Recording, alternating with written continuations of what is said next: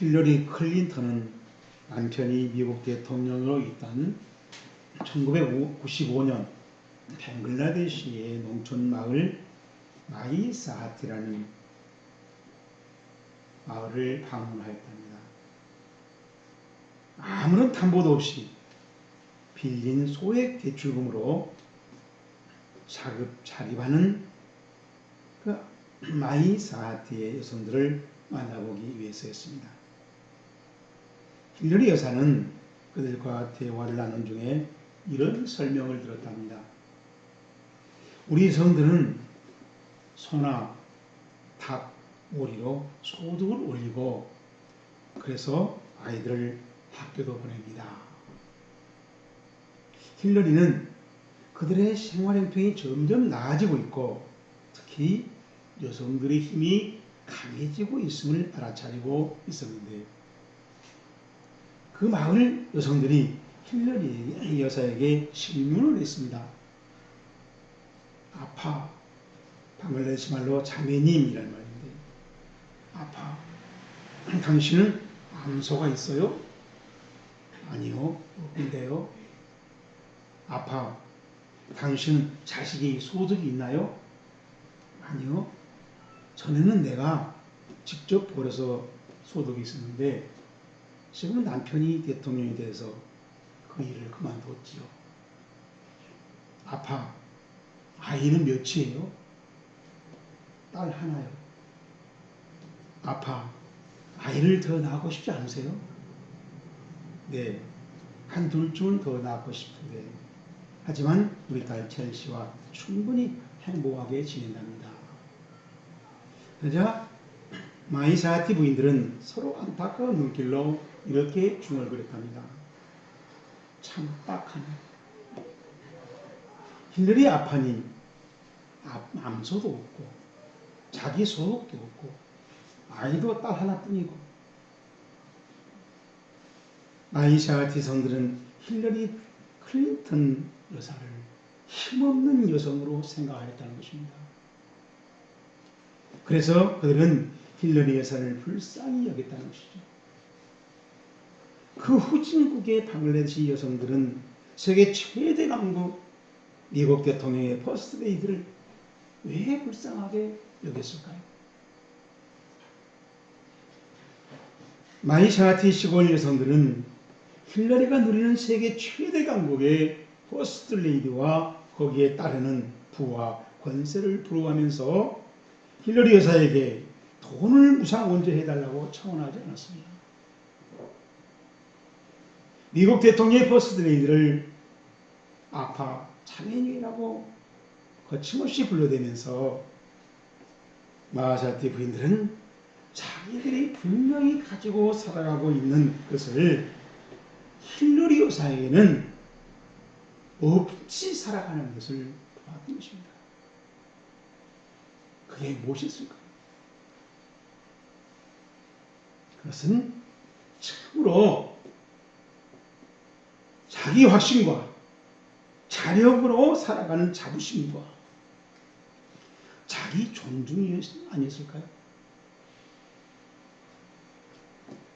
마이샤하티 성들은 그들의 삶을 서구식 성공잣대로 본다면 야망, 낙후, 빈곤입니다. 그렇지만은 그들의 참 모습은 인생을 인간다운 품위와 기쁨과 감사를 건강하게 누리면서 살아가고 있었다는 겁니다. 그래서 바다가 생각납니다. 바다 해자 한자로 물수하고 매일 몇 자를 붙여. 매일 몇 자는 어미모자가 들어있습니다. 무슨 여러 가지 물들을 다 끊임없이 받아들이는 어머니 품 같은 것입니다. 한마디로 올바른 건강한 인생관을 가졌다는 것이죠. 오늘 설교 본문도 사람이 생각하는 견해대로 살아가고 설교하고 또 그 설교를 따라서 믿음 생활도 하고 있다고 바울은 밝히고 있습니다. 3절 말씀 볼까요? 누구든지 다른 교훈을 하며 바른 말 곧 우리 주 예수 그리스도의 말씀과 경건에 관한 시작 교훈을 듣지 아니하면 그는 교만하여.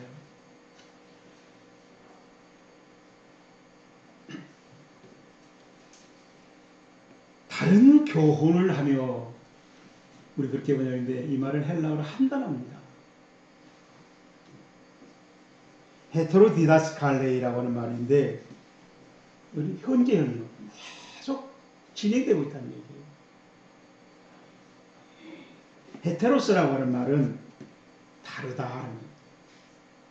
그런데 다르다는 말도 있는데 불법을 말합니다. 편법, 빗나갔다는 거예요. 그래서 아니라는 겁니다. 디다스칼레오란 말은 가르친다는 말이에요. 그들은 열심히 가르치고 많이 배우지만은 하나님 볼 때 아니라는 거예요. 할렐루야 극동방송 틀어놓고 설교 들어도 아니라는 겁니다. 얼마나 비참하고 괴롭습니까? 안타깝습니까? 창세기에 보면은 하나님께서 아브라함에게 큰 민족을 약속하셔서 약속을 붙들고 아브라함이 가나안에 가서 삽니다. 그런데 이상하게도 그 큰 민족을 이루려면 자식이 있어야 되는데 그 자식 첫 아들을 낳는데 25년이 걸려요. 그 25년은 아브라함과 아내가 전혀 출산 없는 나이가 돼버린 시기입니다. 그래서 아브라함은 그 시기를 놓치지 않으려고 양자도 세우고 다시 또 여종을 통해서 이스마엘을 낳았습니다. 그 이스마엘이 10살 때 하나님께서 아브라함을 불러서 네 아내 사라가 아들을 낳을 것이다 라고 선언합니다. 얼마나 황당했겠어요. 그런데도 하나님 뜻대로 아브라함은 100세에 도저히 불가능한 부인을 통해서 아들 이삭을 낳았습니다. 그렇다면은 하나님이 오실 때 하나님의 계획상으로 아브라함은 이스마엘을 낳으면 안 돼요. 이삭을 낳지 않는 것이 정답이었습니다. 그 이스마엘 때문에 지금까지도 얼마나 많은 전통과 원수관계로 살아가고 있습니까?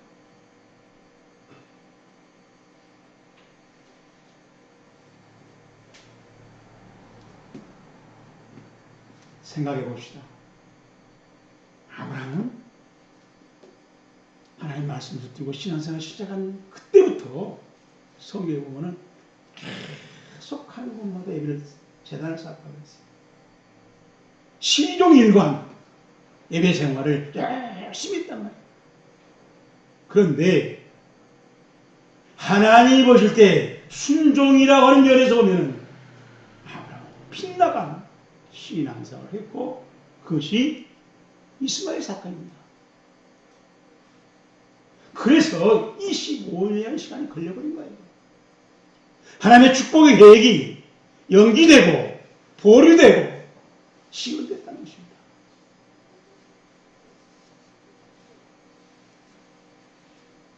아브라함은 순종의 편법에서 올 때 순종을 편법으로 했습니다. 자기 이름대로 했습니다. 자기 생각대로 했습니다. 빛나는 신앙생활을 했다는 것입니다. 그렇다면 아브라함은 그럴까요?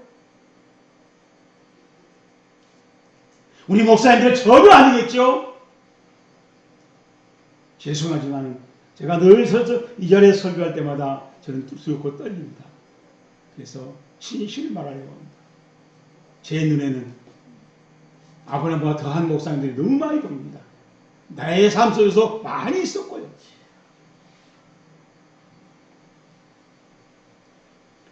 덴마크의 실존주의자 철학자요 신학자인 킬케고르는 성경의 사랑을 이렇게 설명했습니다. 왕자가 말을 타고 시골로 지나가면서 빈민촌을 지나갔는데 거기서 아름다운 처녀를 발견했습니다. 그리고 집으로 돌아왔는데 그 처녀를 잊지 못하는 거예요.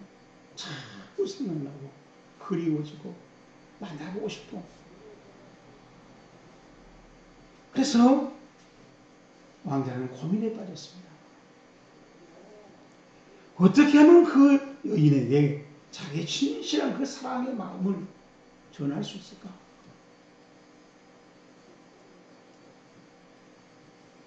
문제는 가만히 보니까 자기와 그 처녀와 너무나 신분의 차이가 심한 거예요. 이 신분의 차이를 어떻게 극복하고, 아니 그 왕자와 그 처녀가 사랑한 데는 신분의 차이는 아무 상관이 없다고 하는 것을 어떻게 가르쳐 줄까?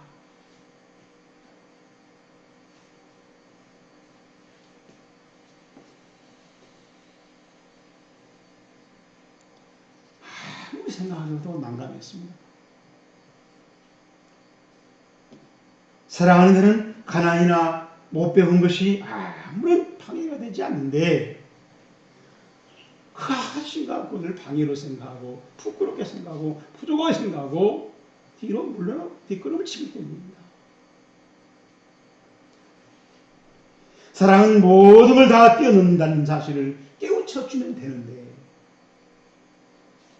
어떻게 설명을 하면 좋을지, 또 성공을 못하고 불행하고 가난하고 그런 것들은 사랑하는데 전혀 장애물이 되지 않는데 어떻게 설명을 한단 말인가?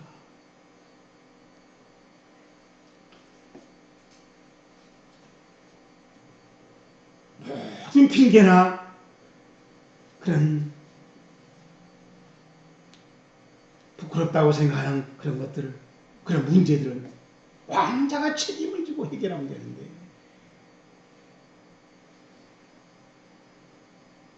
어떻게 설명하면 될까? 그리고 내가 그녀를 사랑하는 만큼 그녀도 나를 사랑하면 되는데, 나를 따라서 하면 되는데 답이 올 생각나지 않았습니다. 그래서 이런 고민하면서 주변의 신하들한테 자문도 구하고 또 계속해서 생각을 하고 연구를 했습니다. 그리고 그런 고민 끝에 결단을 했습니다. 그리고 결행을 했습니다. 왕자는 모든 신분을 포기하고 그녀가 사는 시골로 가서 새빵을 얻고 목수로 일을 하면서 그들의 말을 배우고 그 마을의 풍습을 익히고 그 마을 사람과 친절하게 지냈습니다. 그리하여 그들의 애경사에 다 참여하는 아주 다정한 사이가 됐습니다. 그럴 때 그는 그 여인을 찾아가서 고백을 했습니다. 내가 당신을 사랑하려고 이렇게 내 모든 몫을 다 포기하고 당신을 찾아왔노라.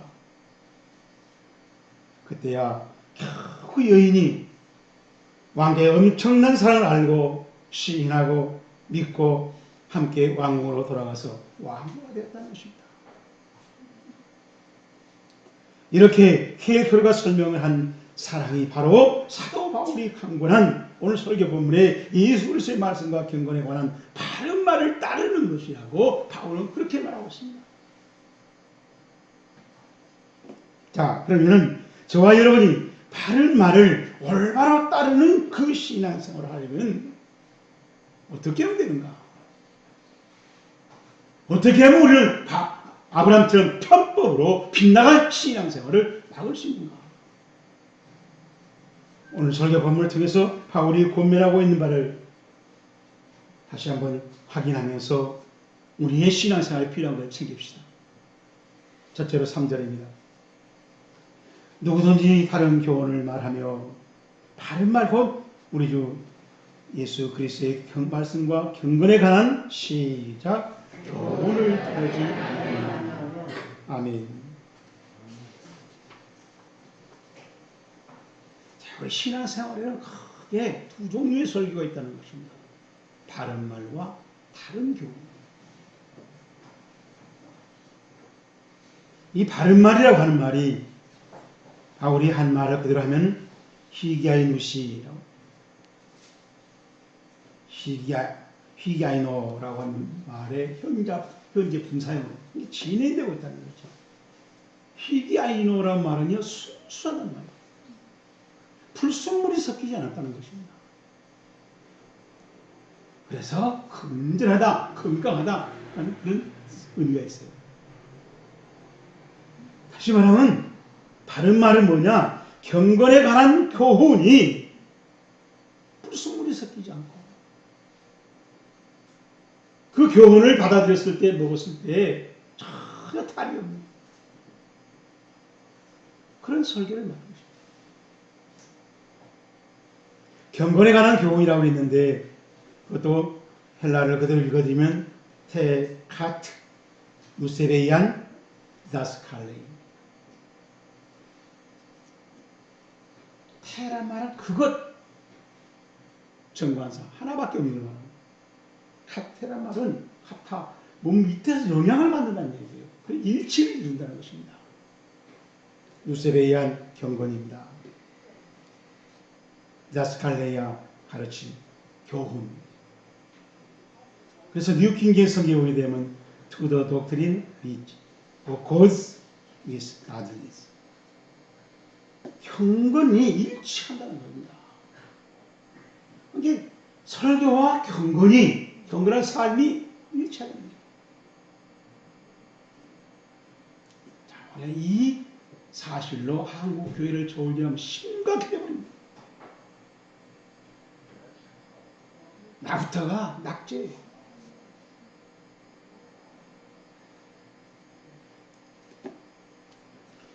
경건에 일치하는 가르침과 바른 말이라는 것은 똑같은 말이었습니다. 다른 표현만 다를 뿐이에요. 똑같은 사실이에요. 그런데 이 바른 말을 따르지 아니하는 신앙생활이 바로 4절이고 5절이라고 바울이 설명해 놓았습니다. 한마디로 흉악하다는 것입니다. 한마디로 틀렸다는 것입니다. 아니라는 가이표라는 것입니다. 다 설명할 수가 없어서 그 중에 한 가지를 설명합니다. 교만하여. 테티포타이라고 하는 말인데 이 티포라고 하는 말을 완료형으로 설명하는 것인데 수동태로. 티포라는 말은요 연기가 꽉 찬 거예요. 그래서 그 안에서 답답하고 숨이 막히고 그리고 방향을 잡지 못해서 갈팡질팡하고 방황하는 겁니다. 신앙생활이 그렇다는, 하나님 볼 때 그렇다는 거예요. 우리가 막 열심히 했느니, 특별성에 기도를 했느니, 열린 예배를 들었니, 우리는 그렇게 말하지만은 바울이 볼 때는 방황하고 답답한 그런 신앙생활이 있다는 것입니다. 그리스도의 말씀과 경건에 관한 바른 말을 따르지 않는 신앙생활은 연기 속에서 방향을 잡지 못하기 때문에 식별하지 못하고 방황하는 안타까운 그러한 모습으로 신앙생활하는 꼴이라는 것입니다. 결국 진리를 알아차리지 못해서 고집불통의 바보라는 것입니다. 우리가 아마 보수니 알보수니 하지만은 하나님 볼 때는, 바울이 볼 때는 고집불통이에요. 바보라는 것입니다.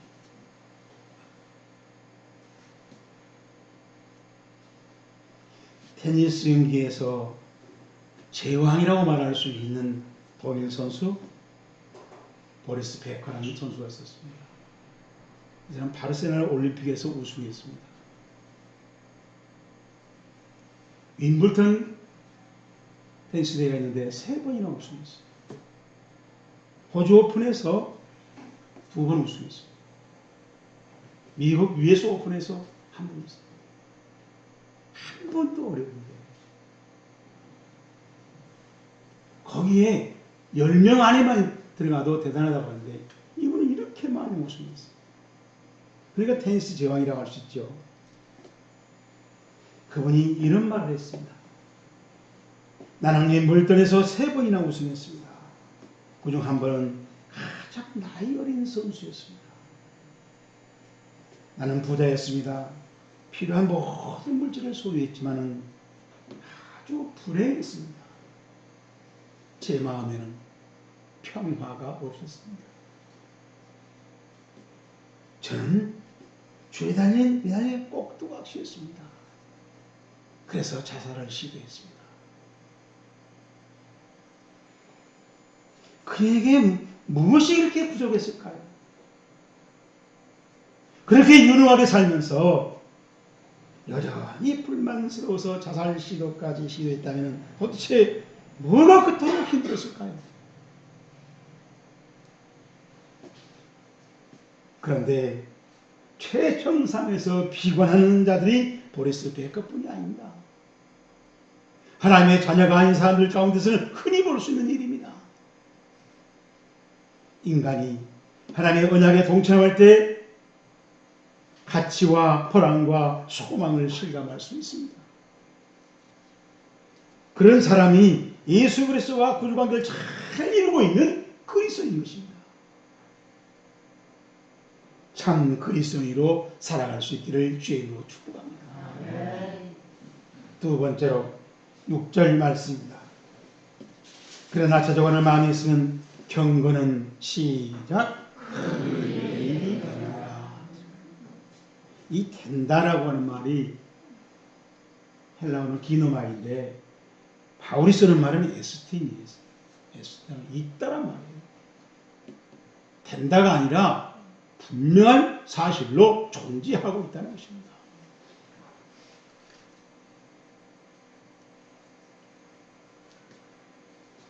자족하는 마음이라 해야 된다 그랬어요.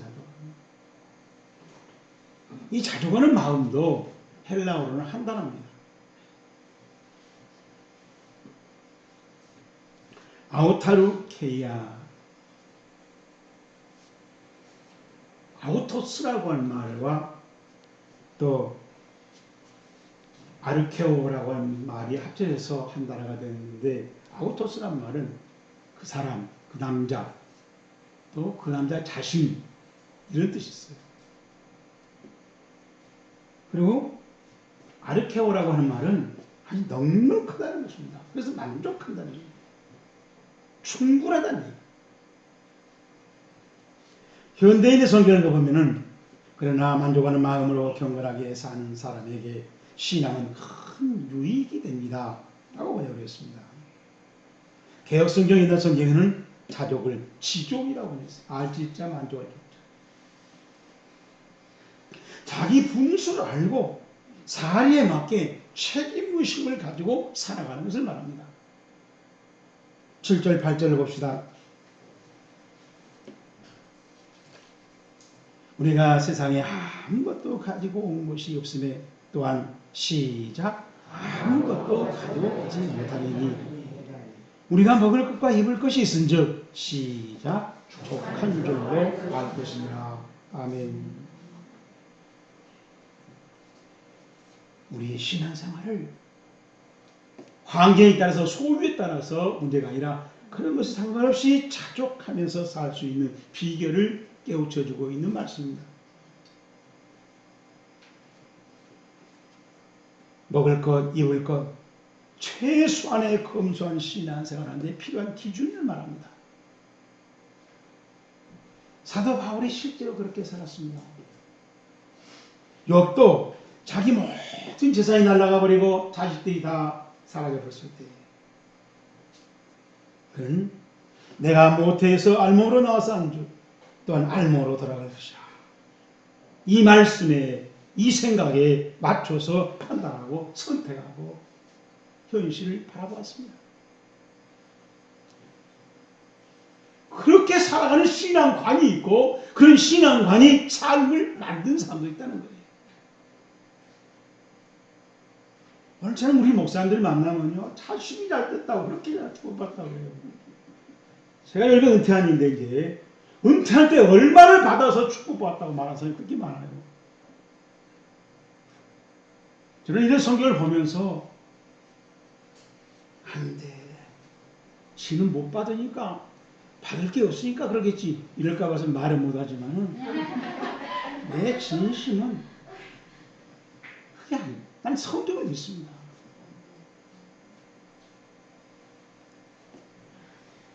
지금까지도 미국이 부강병으로 살아가고 있는 이유는 자기 재산을 자손에게 물려주기보다 조상의 청교도 신앙으로 학교를 세우고 병원을 짓고 예배당을 짓고 성교하면서 베푸는 삶을 살아갔기 때문입니다.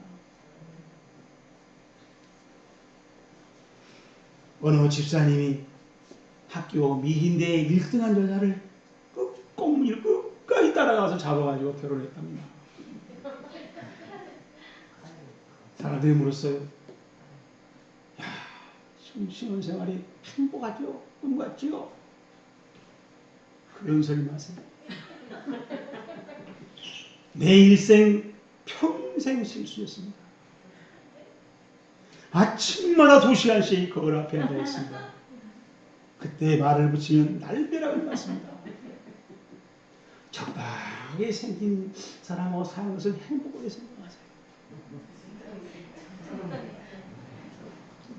여러분, 내 소유의 욕심을 다 채웠을 때 행복할 것 같지만은 채우면 채울수록 불행이 있다는 것이 하나님의 창조의 인생의 이치입니다. 이 사실을 깨닫고 살아갈 수 있기를 주님의 축복합니다. 마지막으로 10절 말씀 봅니다. 돈을 사랑함이 이만하게 뿌리가 되나니 이것을 탐내는 자들은 미혹을 받아 믿음에서 떠나 시작 많은 근심으로써 자기를 찔릴 거다. 아멘. 돈을 사랑함, 이 말도 헬라어는 한 단어예요. 필 알고리아, 필이란 말이 사랑한다죠. 알고리아라고 말은 돈을 말합니다. 돈을 사랑한다는 얘기인데 이 말은 돈을 좋아한다는 말이 아니라 그 정도를 넘어서서 돈에 빠져가지고 돈에 미쳐버린 겁니다. 돈의 노예가 되어버리는 말이에요. 역사적으로 돈은 항상 필요했고 중요했습니다. 현대사에서 돈의 위력을 황금 만능으로 표현합니다. 그런데 돈은 지배하는 힘이 있습니다. 게다가 소유욕과 물욕은 인간의 기본 본능입니다. 이 소유욕과 돈의 지배력이 만나버리면 구두쇠가 돼요. 그 구두쇠 옆에는 숨도 쉬지 못해요. 피도 눈물도 없어요. 그런 구두쇠들이 모이는 곳에는 인간 사회라고 할 수 없어요. 짐승보다 더 무서워요. 그야말로 잔인한 삶밖에 없어요.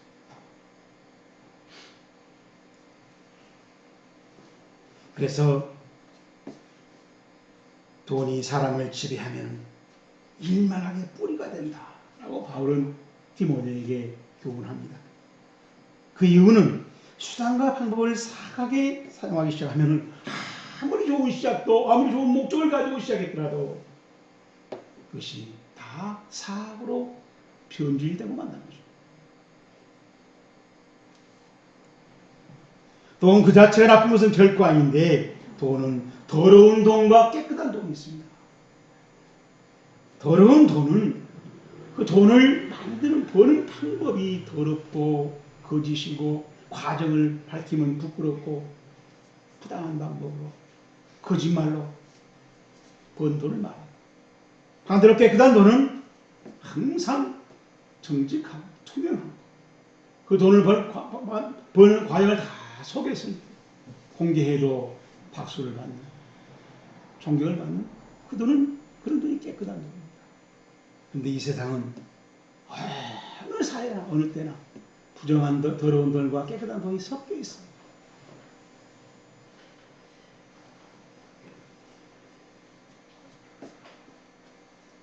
우리나라에도 이중장부가 상납제가 묵인되고 있기 때문에 부정축제란 말이 생겨났잖아요. 정직과 성직으로 일하면 답답해합니다. 봉투를 주고받으면 쉬운데 그거를 거절하는 것을 답답하다고 심지어는 무능하다고 그러고 막혔다고 그러고 돌대가리라고 그러고 그런 나라가 우리나라예요.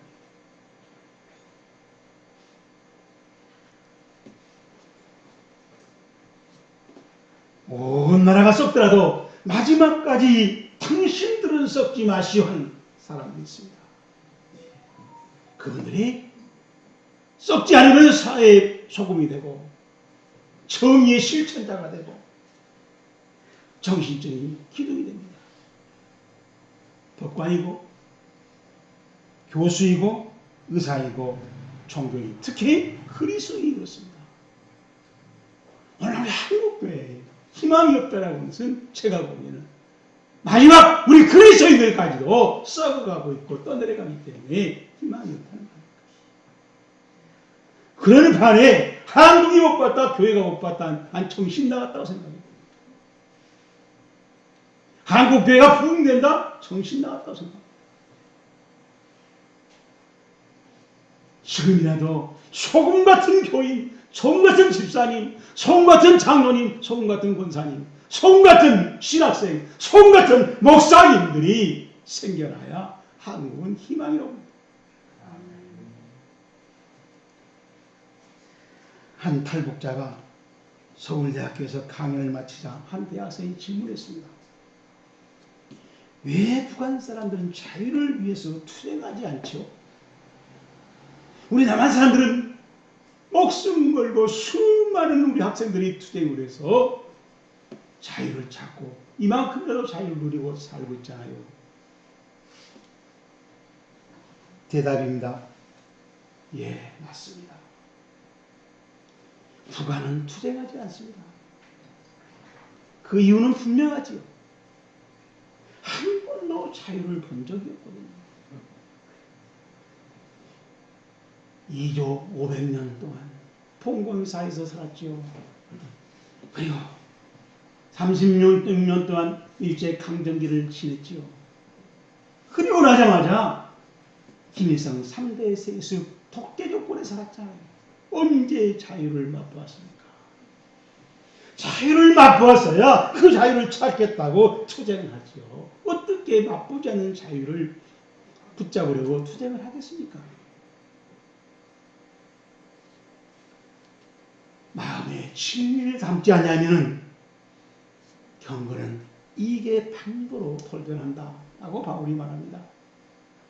여기서 방도라고 하는 말은 브리스본이라고 하는 말인데 이 말은